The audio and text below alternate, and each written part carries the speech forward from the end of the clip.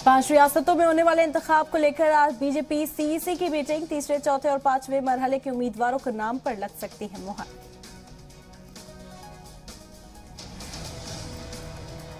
मगरबी यूपी को साधने के लिए बीजेपी का मेगा प्लान। मेरठ में पीएम मोदी करेंगे रैली। 23 जनवरी के बाद हो सकता है ऐलान।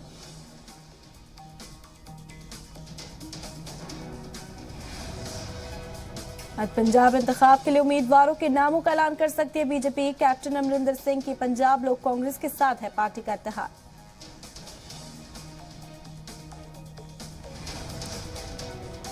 मुलायम सिंह की बहू अपर्णा यादव आज बीजेपी में हो सकती है शामिल। मंगल की शाम दिल्ली पहुंची अपर्णा। जरा के मुताबिक लखनऊ कैंट से लड़ना चाहती है इंतखाब।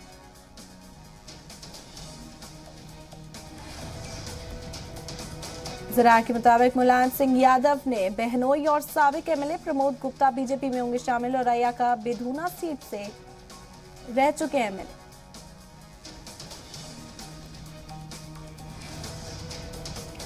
समाजवादी पार्टी लीडर लूदर राम गोविंद चौधरी का सीएम योगी पर निशाना। सीएम योगी रिटायर होंगे तो अखिलेश देंगे पेंशन।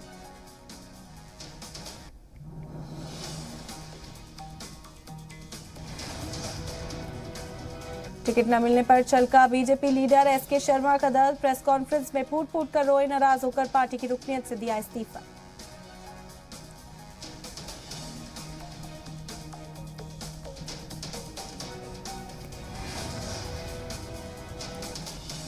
जेल से इंतखाब लड़ सकते आजम खान। जरा के मुताबिक रामपुर शहर से अपना उम्मीदवार बना सकती है समाजवादी पार्टी।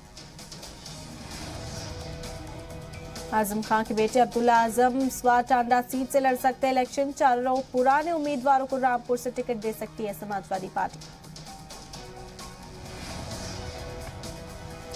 यूपी इंतखाब में अकेले उतरेगी आजाद समाज पार्टी। 33 सीटों पर उम्मीदवारों के नामों का किया ऐलान।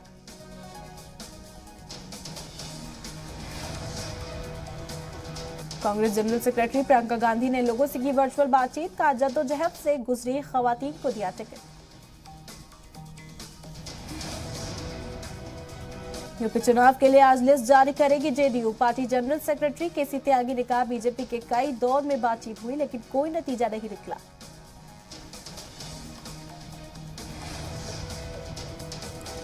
आम आदमी पार्टी ने यूपी के लिए 20 उम्मीदवारों की दूसरी लिस्ट जारी की। यूपी इंचार्ज संजय सिंह ने उम्मीदवारों को जीत की मुबारकबाद दी। पंजाब के बाद अब गोवा में भी आम आदमी पार्टी करेगी सीएम उम्मीदवार के नाम का ऐलान। दिल्ली के सीएम अरविंद केजरीवाल करेंगे ऐलान। पंजाब के सीएम चन्नी के करीबियों पर ईडी का छापा। जरा के मुताबिक अब तक 6 करोड़ नगद बरामद। मुंबई में जंगी जहाज आईएनएस रणवीर में ब्लास्ट। इंटरनेशनल कंपार्टमेंट में धमाका हुआ। 3 जवान शहीद। जम्मू कश्मीर के बारामूला में बर्फबारी पर भारी फौजियों की उब्बल वतनी घुटने तक बर्फ में गश्त करते दिखाई दिए।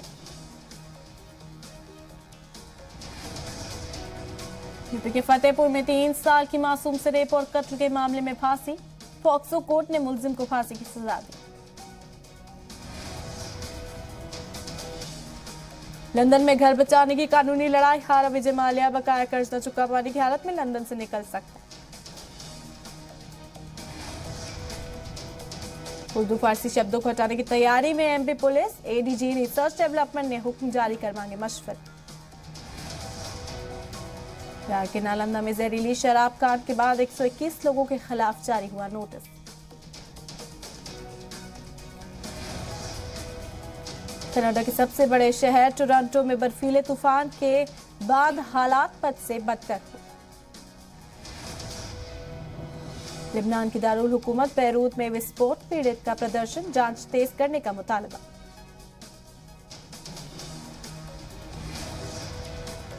चिली की दारुल हुकूमत सैंटियागो में अनोखा ड्रोन शो का इनेकाद किया गया। आज से इंडिया और जनूबी अफ्रीका के बीच वनडे सीरीज की शुरुआत होगी।